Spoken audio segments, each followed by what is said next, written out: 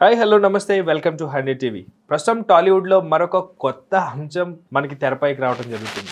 ఏదైనా ఒక సెలబ్రిటీ పని మొదలు పెట్టే ముందు సవ్యంగా సాగాలని అనుకుంటాం, కానీ కొంత మీడియా పార్ట్ కానీ లేకపోతే కొంత ట్రాలర్స్ కానీ అదే అదునుగా చేసుకొని కొన్ని వార్తలు కావాలని పుట్టిస్తారో లేకపోతే జరిగిన వాస్తవాలను బయటికి తీసుకొచ్చి చెప్పడానికి ట్రై చేస్తారో తెలియదు. అయితే అలాంటి వార్త ఇప్పుడు కృష్ణ గారి ఆస్తుల విలువ ఎంత, మహేష్ బాబు గారికి వచ్చే వాటా ఎంత, అన్నగారు నరేష్ ఆయనకు వచ్చే వాటా ఎంత, ప్రస్తుతం ఇదే టాలీవుడ్లో కానీ లేకపోతే మన మీడియా మిత్రుల మధ్యలో కానీ జరుగుతున్న వార్త. అసలు దానిలో వాస్తవాలు ఏంటి, లేకపోతే ఎంతవరకు కరెక్ట్, అసలు ఊహాగానాల ఏంటనేది మనతో సినీ జర్నలిస్ట్ జగదేవ్ గారు ఉన్నారు. సార్తో మాట్లాడతాం. నమస్తే అండి. నమస్తే. టాలీవుడ్ లో ఇప్పుడు ఒక కొత్త అంశం ఒకటి అంటే నిన్న తెరపైకి సినిమాకి ఎక్కుతుంటే ఈరోజు తెరపైకి ఒక అంశాన్ని తీసుకొచ్చారు. సో సినిమా కన్నా ఏం తగ్గగా సార్ మీడియా కూడా. సో కృష్ణ గారి ఆస్తులు ఎంత, మహేష్ బాబు గారికి వచ్చే ఆస్తి ఎంత, నరేష్ గారికి వచ్చే ఆస్తి ఎంత, దీనివల్ల మీడియాకి వచ్చే వాల్యూ ఎంత, ఆస్తి యాక్చువల్గా అంటే మనకి బయట జనాలు అనుకునే వాళ్ళు, లేదంటే కొన్ని రకాల గాసిప్స్, లేదంటే ఇండస్ట్రీకి సంబంధించిన విషయాలు అప్పట్లో సితార, జ్యోతి చిత్ర అలాంటివి ఉండేవి. సో సోషల్ మీడియా, మొబైల్ వచ్చాక అటువంటి పత్రికలు కూడా ఇంకా కరుమరుగైపోయాయి అనుకోండి.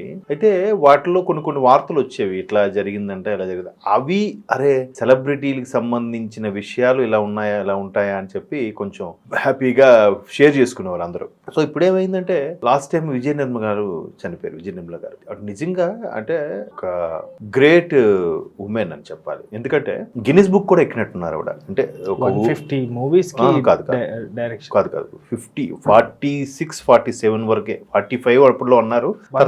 సారీ దాసనారాయణ గారు సారీ. సో ఈవిడ ఆల్మోస్ట్ 45 to 50 మధ్యలో డైరెక్ట్ చేశారు. ఒక ఫిమేల్ గా అన్ని చేయడం అనేది ఆ రోజుల్లో, ఇప్పుడు కాదు, మళ్ళీ ఇప్పుడు కూడా చేయలేకపోతున్నారు. అప్పుడు ఎంత చక్కగా టెక్నికల్ వాల్యూస్ అంతగా లేని రోజుల్లో కూడా అంత బాగా తెరకెక్కించేవారు. ఆవిడ ఆల్మోస్ట్ ఒక 45, 46 సినిమాలకు దర్శకత్వం వహిస్తే అందులో 30 సినిమాలు సూపర్ స్టార్ కృష్ణ గారే నటించుకుని ఉంటారు. సో అంటే అప్పుడు మీరు నమ్మరు, విజయ నిర్మల గారు ఎంత డైనమిక్ లేడీ అంటే ఆవిడ దర్శకత్వం ఇంకా చాలా టాలెంట్ ఉన్నాయి ఆవిడకి. అంటే సాంగ్ సెలక్షన్ కూడా చాలా బాగా చేసేదట ఆవిడ. డైరెక్షన్ లో కూడా ఫ్యామిలీ డ్రామా చాలా బాగా తెరకెక్కించేదట ఆవిడ. అండ్ మోర్ ఓవర్ పాత సినిమాలు చూస్తే ఆవిడ కౌబాయ్ సినిమాల్లో కూడా మీరు జెంట్స్ కూడా హార్స్ రైడింగ్ అలవాటు లేకపోతే చేయలేమండి. అంటే వాళ్ళు వీళ్ళు తక్కువ ఎక్కువ అని కాదు నా ఉద్దేశం. బట్ అప్పట్లో లేడీస్ హార్స్ రైడింగ్ అంటే చిన్న చితక విషయం కాదు. మీరు మోసగాళ్ళకు మోసగాడు లాంటి కొన్ని సినిమాలు చూసారంటే భయంకరంగా ఆయన చాలా బాగా ఆవిడ చేసేవారు. సో అటువంటి విజయ నిర్మల గారు తనయుడు నరేష్ గారు. బట్ సూపర్ స్టార్ గారు కృష్ణ గారి వైఫ్ ఇందిరా గారు ఉన్నారు. ఆవిడికి ఇప్పుడు మన రమేష్ బాబు, మహేష్ బాబు గారు, తర్వాత మిస్సెస్ గల్లా జయదేవ్ గారు, మాజీ ఎంపీ, వాళ్ళ మిస్సెస్ ఒక అమ్మాయి, తర్వాత మంజుల గారు, ఆవిడ యాక్టర్ కమ్ ప్రొడ్యూసర్, మనం చూసాం.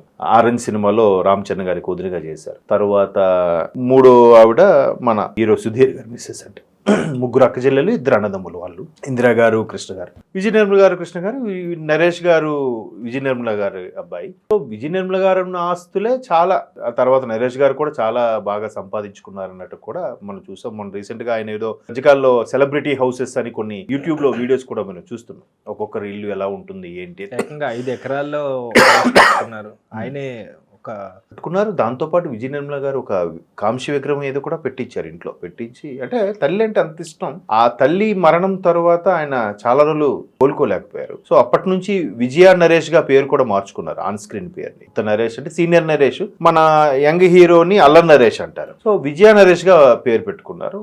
అంటే ఒక క్యారెక్టర్ ఆర్టిస్ట్ గా, హీరోలకు తండ్రిగా చేసే పాత్రలో నాకు తెలిసి అత్యంత బిజీగా ఉండే నటుల్లో రాజేంద్ర ప్రసాద్ గారు, రావు రమేష్ గారు, నరేష్ గారే ఉన్నారు. తెలుగు ఇండస్ట్రీకి బాగా అంటే ఎక్కువగా ఫెమిలియర్, వాళ్ళు లేని సినిమాలు ఉండట్లేదు. సంవత్సరానికి ఒక మంచి హీరో పాత్రలు కూడా చాలా మూవీస్, చాలా మంచి మూవీస్ కూడా. ఎంత మంచి మూవీస్ అంటే జంధ్యాల గారు అంటే నరేష్ గారికి ప్రాణం. 4 స్తంభాలాట, కొన్ని సినిమాలు ఉన్నాయి, చూపులు కలిసిన శుభవేళ అని, హాయ్ హాయ్ నాయిక అని, చాలా అలాంటివి నరేష్ గారితో మంచి సినిమా జంధ్యాల గారు. అందుకే జంధ్యాల గారు అంటే ఒక తండ్రితో సమానంగా చూసేవారంట నరేష్ గారు కూడా. చాలా సందర్భాల ఇంటర్వ్యూలో కూడా చెప్పారు. సో నరేష్ గారికి విజయ నిర్మ గారు వాళ్ళు సంపాదించిన ఆస్తి చాలా ఉందంట.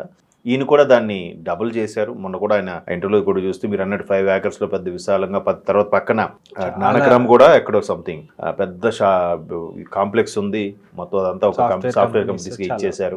చాలా ప్రాపర్టీస్ ఉన్నాయి. ఇకపోతే కృష్ణ గారు ప్రాపర్టీస్ అంటారు. కృష్ణ గారు సంపాదించుకునే దానికన్నా స్థిరాస్తులు ఉంటే ఉన్నాయి, కానీ మిగతా ట్రాన్సాక్షన్స్ లో మాత్రం చాలా వరకు చాలా మంది ఆయనకి ఇవ్వలేదంట. అసలు ఒక్కొక్కరు అయితే సినిమా ఫ్లాప్ అయితే డబ్బులు ఇచ్చేవారు కాదు. సర్లేండి ఇంకో సినిమా చేద్దాం అప్పుడు తీసుకుంటాను అనేవారు. ఒకవేళ ఆడు ఇవ్వకపోయినా అడిగేవారు కాదండి. అట్లా అంటే అంత మంచితనం సూపర్ స్టార్ కృష్ణ గారు అండ్ ఈజ్ ఈక్వల్ టు మంచితనం.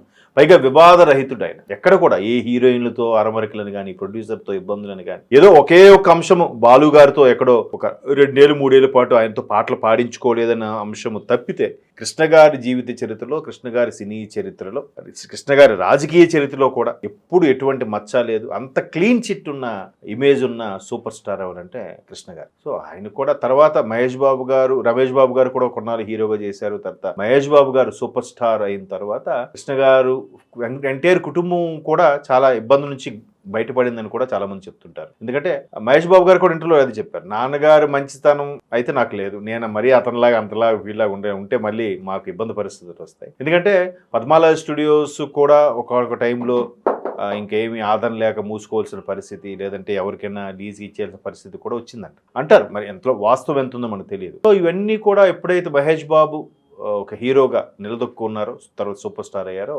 మెల్లమెల్లగా ఒక్కొక్కటి ఓవర్కమ్ అయ్యాయి. అండ్ ఒక ఎంటైర్ ఫ్యామిలీ కూడా నిశ్చింతగా ఉంది. పాపం దురదృష్టవశాత్తు రమేష్ గారు కూడా చనిపోయారు చిన్న వయసులో. పాత సినిమాలు చాలా హీరోలుగా కూడా చేశారు ఆయన. సో ఇవన్నీ పక్కన పెడితే ఎవరు ఆస్తులు ఏంటి అనేది కుటుంబ వ్యవహారాల్లో ఎలా ఉన్నాయనేది మనకు తెలియదు.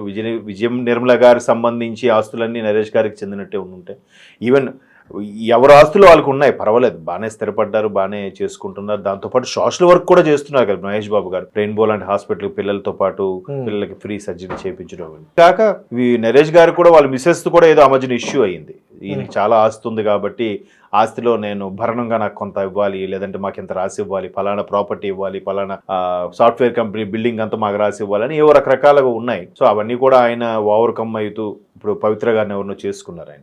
ఎవరు లైఫ్ వాళ్ళది, ఎవరు సంపాదించుకున్న ఆస్తులు, అల్టిమేట్ గా మనీ కోసం వస్తాయి ఇష్యూస్ అన్ని కూడా. మనకున్న ఇన్ఫర్మేషన్ ఏంటంటే గారు ఎంత సంపాదించుకున్నా అంత దాన ధర్మాలు కూడా చేశారంట. ఎందుకంటే మన చిన్నతనంలో చూసుకుంటే ఎక్కడ ఏది సమస్య వచ్చిందన్నా ఫస్ట్ విరాళం ప్రకటించేది మాత్రం కృష్ణ గారే. అది 1,00,000 అవని 5,00,000 అవని ఓపెన్ హార్ట్ తో ఫస్ట్ ప్రకటించి కూడా గొప్ప విషయం కదా. ఆయన ప్రకటించాక ఇంకెవరైనా ఏ సెలబ్రిటీ ప్రకటించేవారట. అంత ఉదాత్తమైన గుణం ఉన్న మహానటుడు సూపర్ స్టార్ కృష్ణ గారు. మహేష్ బాబు గారి దగ్గరకు వచ్చేసరికి కొద్దిగా ఇబ్బందులు అయినా కూడా తర్వాత ఈయన స్టార్ అవ్వడం, ఈయన హీరో అవ్వడం, నిలదొక్కుకోవడం అన్ని మరలా సర్దుకున్నాయి అన్నట్టు కూడా చాలా మంది చెప్తారు. బట్ ఆస్తులు అప్పులు విషయాలు ఎవరు జనరల్ గా చెప్పుకోరు కదా. ఒకవేళ నిజంగా అట్లాంటి ఇష్యూస్ అయితే బయటకు వచ్చేవి, వాళ్ళలో మేబీ అది కరెక్ట్. కాబట్టి ప్రతి దగ్గర ఉండవేలండి, ఇంటికో మట్టిపోయి అని ఊరికే అనలేదు. సో కాకపోతే సెలబ్రిటీ అనేసరికి మనం కొంచెం ఇంట్రెస్ట్గా చూస్తాం. ఏంటిది విజయ నిర్మల గారికి ఎంత ఆస్తుందా, ఇందులో మహేష్ బాబుకి షేర్ ఉంటుందా, లేదా కృష్ణ గారికి ఎంత ఆస్తుందా, కృష్ణ గారి 2 కొడుకులకైనా నరేష్ గారికి కూడా ఇస్తారా ఎవరా,